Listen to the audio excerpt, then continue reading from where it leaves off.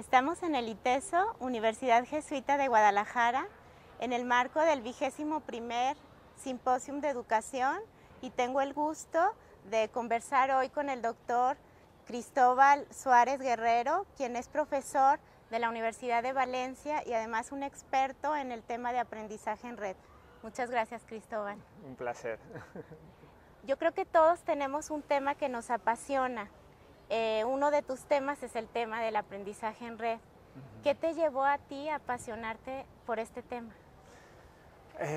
Yo recuerdo que entré a al tema de la educación, la tecnología y el aprendizaje por una puerta falsa, porque yo me dedicaba, mi especialidad era educación y filosofía y ciencias sociales, y comencé a trabajar mucho el tema de epistemología, de la pedagogía, y a través de la epistemología de la pedagogía, gracias a un profesor que se dedicaba justamente sobre epistemología de la técnica, comencé a encontrar que la técnica o la tecnología en educación era un tema recurrente, pero que era de alguna forma o estaba sobreentendida o que estaba de alguna manera mal entendida.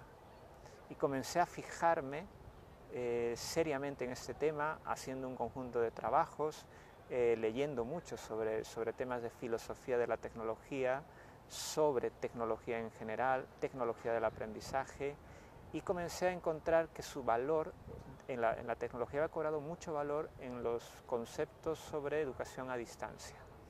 Y cuando aparece el tema de Internet como soporte tecnológico, empiezo a entender que el valor de la tecnología se acrecienta mucho más. Ya no necesariamente como un artefacto del aula o una parte del mobiliario, sino como propiamente un entorno de maniobrabilidad en la que las personas no solo pueden hacer un conjunto de cosas, sino que también pueden tener oportunidades para aprender. Y ahí es donde comienzo a trabajar algunas líneas de investigación que me interesan, como es sustancialmente donde se pueden entroncar muchas de las cosas que me interesan, el tema de la pedagogía.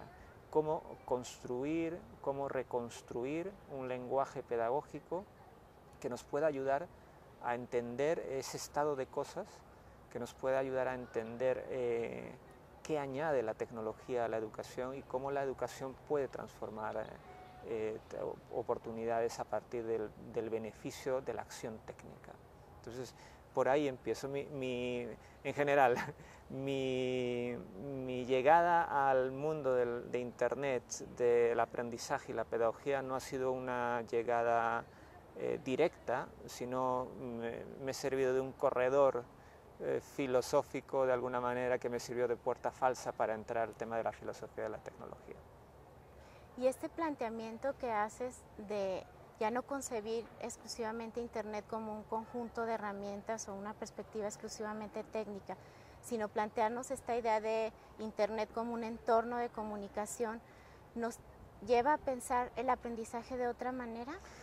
Sí, también, pero yo creo que esa línea por ejemplo, cuando tú empiezas a entender Internet como entorno, esa línea de razonamiento llega no necesariamente desde la tecnología, sino desde la percepción sociocultural de la tecnología. Entonces, creo que cuando empiezas a distinguir que una palabra no es solo una palabra, sino encierra un concepto, un significado, y que esas palabras son fruto justamente de un conjunto son la respuesta a un contexto, y además son producto del desarrollo de una cultura, entiendes que esa voz encierra significados. Entonces, cuando tú empiezas a entender que la tecnología, al permitirte hacer una serie de cosas, te da la oportunidad de pensar con esa forma de hacer, te da la oportunidad de aprender con esa forma de hacer, entonces la forma de hacer forma parte de tu bagaje de reflexión para entender cómo es que puedes tú optimizar, mejorar, o cómo tú puedes de alguna manera ser más significativo en el aprendizaje. Y ahí es donde nace que percibir Internet como artefacto o como entorno puede generar dos líneas diferentes de percepción. Cuando estamos preocupados por la línea de Internet como artefacto en general, nos preocupamos básicamente porque el artefacto esté presente, por la aplicación tecnológica, por el software, es una forma de aprehensión sobre la parte técnica. Pero si comenzamos a identificar como ese entorno donde te construyes cosas, haces, porque la tecnología es lo particular de Internet que te permite hacer cosas, no solo recibir información. Entonces ya estamos viendo cómo ese entorno que te permite construir y también que forma parte de tu propia construcción. Entonces, al igual que este entorno natural contextualiza este mensaje, aprender con Internet contextualiza las oportunidades y limitaciones del aprendizaje que se hacen en ese entorno. ¿Cómo este contexto nos ayuda a colaborar y a generar autonomía? Porque el entorno está en red. Porque el entorno no es un entorno rígido, no es una ventana que te comunica a otras ventanas, porque es un pasillo, un corredor que te comunica con otros corredores, y porque detrás de esos corredores, de esos pasillos, hay gente que hace cosas, que comparte cosas. No todo es bueno, no todos esos pasillos muchos son tentadores, muchos son interesantes, pero justamente ahí está el tema central. El tema central creo que no es hacer clic, sino hacer un clic educativo buscando que eso tenga algún provecho educativo, ¿no? Entonces, en el caso de que queramos usar Internet con esa finalidad, porque tiene otros muchos procesos. El proceso, lo provechoso de Internet no solo está en el campo de la educación, pero ha calado muchísimo, como ninguna otra tecnología en el campo de la educación, porque sus prestaciones, su capacidad de integración de formas de hacer de otras tecnologías es importante. No estamos hablando únicamente del libro como soporte, ni de la televisión, ni de la radio, ¿no? Yo creo que estamos hablando de un entorno que integra de forma convergente no solo muchos medios, sino muchos lenguajes y muchas acciones. Entonces, por eso el gran valor. No es porque sigamos una moda, sino porque realmente cada día sabemos que podemos seguir comunicándonos, podemos seguir colaborando, podemos seguir estando al tanto de cosas, participando, creando en algunos casos, a través de ese entorno. Por eso la importancia del entorno, ¿no? Y este entorno, con todo este potencial y esta riqueza, como decías, nos coloca en el tema de la pedagogía y nuevos retos pedagógicos. Claro, entonces... ¿Qué claves hay ahí, Cristóbal, en términos de una pedagogía que promueve el aprendizaje en red? Yo hablaría de una pedagogía que promueve el aprendizaje. En principio. Que lo haga en condiciones red ya llamaría a pensar en las condiciones particulares de la red. Es decir, el aprendizaje se produce independientemente de la red. Antes de Internet hemos respirado. Aprender es como respirar. Y todos aprendemos. Lo que pasa es que las oportunidades de aprendizaje se han ampliado a otros itinerarios, a otras acciones, a otros a otros roles y a otros modos de entender la comunicación educativa, se han ampliado, que son distintas a las formas tradicionales en las que entendemos aprender en un contexto educativo.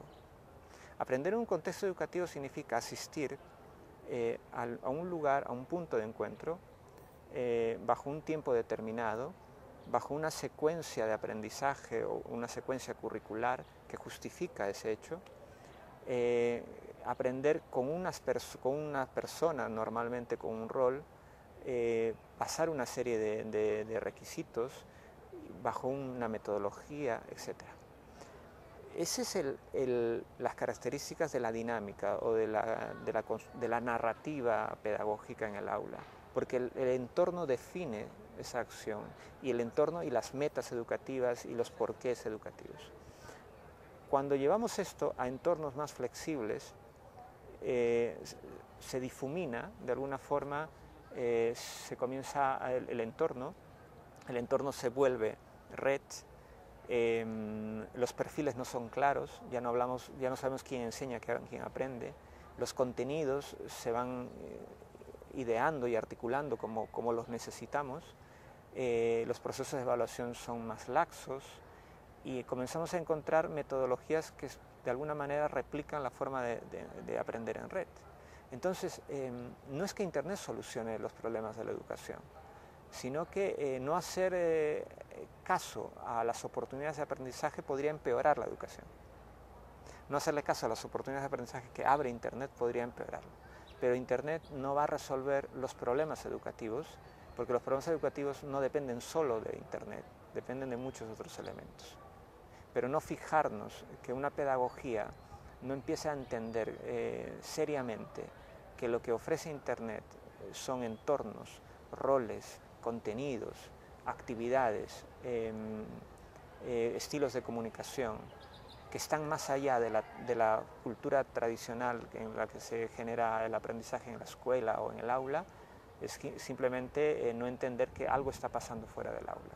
Quizá el aula se pueda sentir más segura desconociendo eso, pero los alumnos viven otras cosas. ¿Cómo puede un profesor aprovechar todo este entorno rico que le ofrece ya este contexto? Yo creo que lo primero que podría hacer un profesor para aprovechar eso es aprovechándolo en sí mismo para que él pueda aprender. Si él no es un buen aprendiz en sus temas y no ha incluido Internet en su modo de aprendizaje, poco va a hacer para entusiasmar, motivar, orientar, diseñar actividades importantes para que los alumnos aprendan. Entonces, si él mismo no detecta ese valor en la educación que tiene Internet, nadie da aquello que no tiene. Claro. Entonces, poca gente va a poder estimular a los alumnos a que puedan aprender. Y en el contexto de una universidad que quiere aprovechar, que quiere ser parte de esa cultura, de esos flujos de comunicación que ahora te ofrece este entorno, ¿cómo puede la universidad, cuáles serían los desafíos principales para pasar de ser, digamos, una universidad, tú has hablado de la escuela lugar, a la escuela nodo, ¿no? Sí. Plantear la universidad en términos de ir caminando hacia ser una universidad lugar a una universidad nodo. Por ejemplo, un tema concreto que puede ser la investigación. Técnicamente es posible trabajar en equipo independientemente del lugar. Técnicamente es posible compartir información independientemente del lugar físico o universidad donde estés. Entonces, crear redes, crear grupos de investigación, comunidades de aprendizaje que puedan, con otras universidades de otros países, o aquella llamada movilidad virtual, en la que los profesores de otras universidades participan en cosas concretas en las otras, pueden enriquecer, porque técnicamente es posible. Es decir, técnicamente es posible que un departamento de esta universidad pueda coordinar con un centro de investigación en Ginebra o en Lima o en Estados Unidos y puedan entre sus miembros o de forma institucional trabajar y comenzar a desarrollar actividades.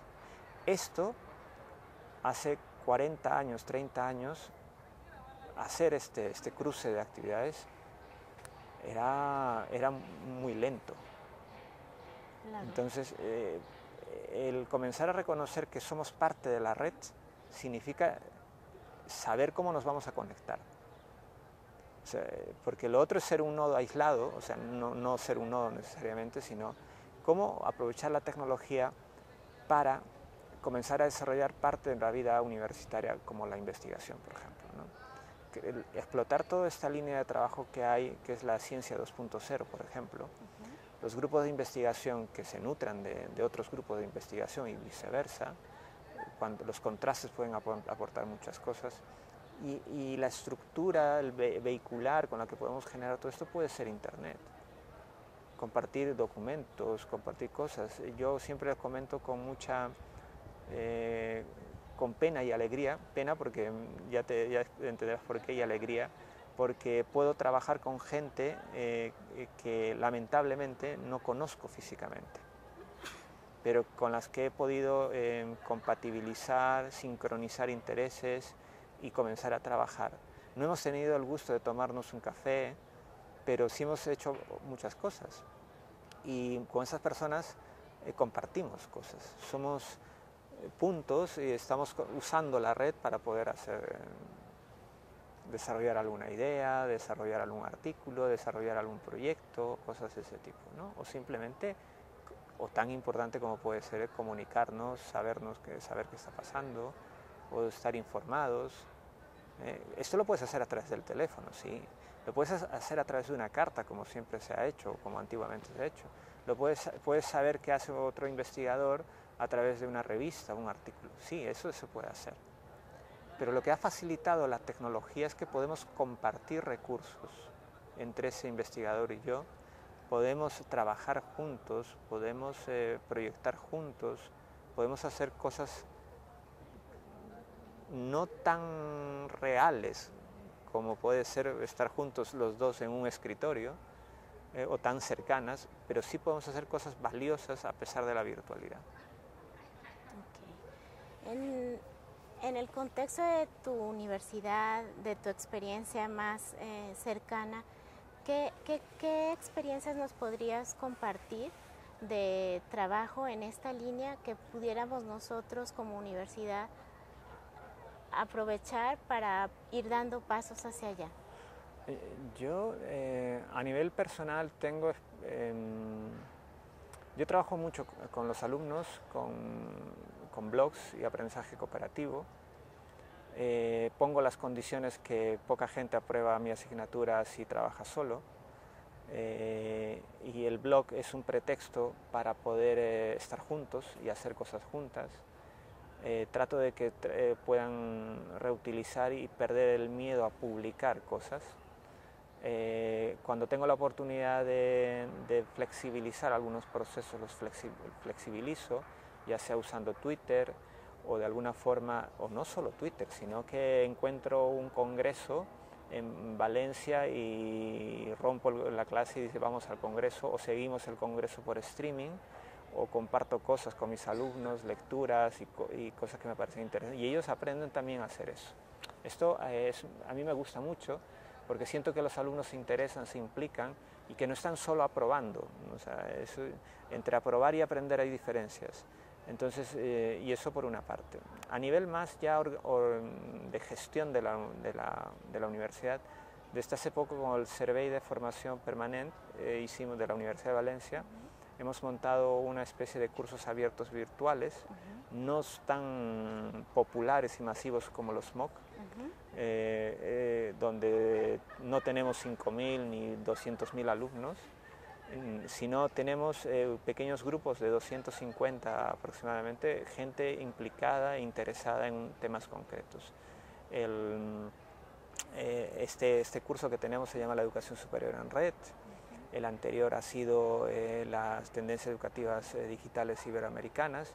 Y en el fondo, ¿qué es? O sea, no es un curso que trate de ser escaparate de la Universidad de Valencia, sino es un curso en el que hemos tratado de vincular, de reunir sobre un tema concreto a personas que nos parecen importantes por sus investigaciones y que compartan eso con otras personas también interesadas en el tema, sin la necesidad de plantearse obligatoriamente una certificación, ni la necesidad de prescindir de su espacio físico para poder seguir esto, y con el seguimiento tutorial para que esto pueda de alguna manera ser importante para el que aprende. Llámalo MOOC, no lo llames MOOC, pero creo que en vez de usar la estructura MOOC, hemos usado la estructura en red para poder explotar esa idea. Entonces, ¿qué ocurre? En la Universidad de Valencia, como en otras universidades, existen cursos de formación. Y esos cursos de formación son los cursos de formación estándar, normales. En Valencia se han empezado a añadir este tipo de cursos como parte de una experiencia y tienen algún valor y tienen algún aporte importante. El aporte importante es que se están dando pasos para entender justamente la virtualidad y cómo se puede seguir haciendo, validando metodologías, validando principios pedagógicos con los que trabajar, validando procesos de gestión y procesos de acreditación y de alguna manera teniendo la oportunidad de reunir gente interesada e interesante sobre un tema. Yo he tenido la fortuna de aprovechar ese tipo de oferta. Cristóbal, y en este tipo de experiencias, ¿cuáles han sido las cosas que van apareciendo como aprendizajes que nos podrían compartir en términos de desafíos y de problemas que también yo creo que son parte, ¿no?, de todo proceso de experimentación y de riesgos? Por ejemplo, montar un curso virtual, siempre lo digo, no es pasar a PDF los apuntes, ¿no?, los contenidos. Tampoco es que tú puedes tener un muy buen profesor en la educación presencial y mal profesor o no muy motivante en la educación virtual. ¿Por qué? Porque el entorno hace mucho y volvemos al tema del entorno.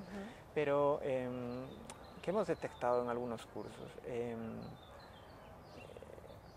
Las veces que nos centramos en la tecnología, nos volvemos locos porque perdemos la razón de ser del curso. Hay momentos en que los diseñas y piensas que todo está claro y comenzamos a preocuparnos por la plataforma, por cómo hacer con el Twitter, con el blog, con cómo preparar algunas cosas. Y en ese trabajo nos metemos tanto en el detalle que comenzamos a perder el rumbo. Cuando encontramos otra vez el rumbo, el para qué, el sentido, volvemos a ordenarnos todo esto, ¿no? Ahora, cuando tú montas un curso virtual, normalmente la gente se interesa por qué herramientas vas a aplicar. Preocúpate también en qué es lo que estás buscando y cómo lo quieres lograr. El hecho de que sea virtual no significa que no sea significativo, que no sea importante y que no dejes de diseñar un protocolo o de alguna manera pautas o principios de aprendizaje que de alguna manera crees que son valiosos y crees que se pueden repetir. Otra cosa es equipos. Un curso virtual como en Moodle o como en los MOOC son productos de mucha gente con diversas capacidades.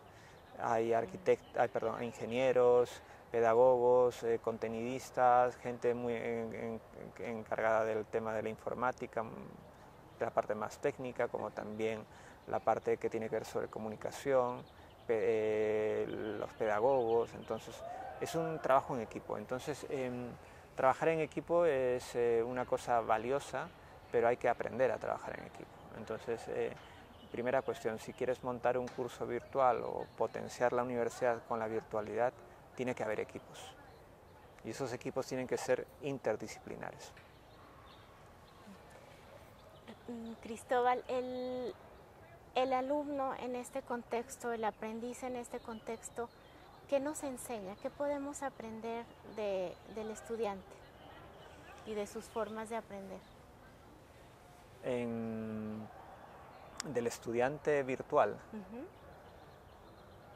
Yo creo que un profesor, cuando yo he sido tutor de varios cursos virtuales, y la impresión que tengo cada vez que estoy delante de él, que no estoy delante de él, estoy delante del texto. Estoy mediatizado por el texto. Cuando estoy de forma síncrona, puedo estar trabajando a nivel textual o también a través de un vídeo. La primera cosa que aporta es que yo creo que la virtualidad tiene muchas ventajas, como puede ser permitirnos hablar desde aquí a Finlandia sin problemas, pero de alguna manera restringe toda la capacidad comunicativa o denotativa del mensaje. Es decir, el mundo emocional, el mundo del contexto, el mundo del lenguaje no verbal, toda esa parte no se traslada muy bien con los entornos virtuales, ¿no? Entonces, detectar un alumno virtual, sus necesidades y, como tú dices, qué es lo que se puede aprender de ellos está restringido por el mundo de la textualidad. Y la textualidad, al leer los textos, por ejemplo un post, al leer un comentario en un foro, la textualidad no traslada todo lo que sí de forma presencial podrías entender. Entonces, estas son limitaciones, pero también la virtualidad nos aporta las ventajas, ¿no? Y los alumnos virtuales, en realidad, los que yo he tenido, la mayoría son alumnos que han optado por la virtualidad porque quieren manejar sus vidas de manera más flexible y porque tienen un tren de vida que solo les permite aprender en pequeñas etapas. Hay una pequeña falsa percepción que tienen algunos alumnos que aprender de forma virtual es aprender más fácil, ¿no? O porque esté la asignatura en un entorno virtual va a ser totalmente agradable o divertido o lúdico, y en realidad a veces ocurre todo lo contrario. En el fondo yo creo que un alumno para ser profesor virtual y para ser alumno virtual hay que prepararse también, ¿no? Porque hay que tener ciertas capacidades, entender, desarrollar cierta competencia digital. Yo creo que estaría por ahí. Cristóbal, pues un placer conversar contigo hoy. Nos abres pues muchos temas, muchas preguntas, pero también yo creo que muchas esperanzas de cómo podemos aprovechar estas posibilidades que hoy tenemos para pues seguir haciendo, intentando y apostando por los procesos educativos relevantes, ¿no?, para la vida. Muchas gracias. Muchísimas no, gracias. Gracias a ustedes por la invitación y es un placer estar todo este tiempo aquí. Y felicidades por el grupo que tienen sobre aprendizaje en red, que ojalá que dé buenos frutos. Así esperamos también nosotros. Muchas gracias. De nada.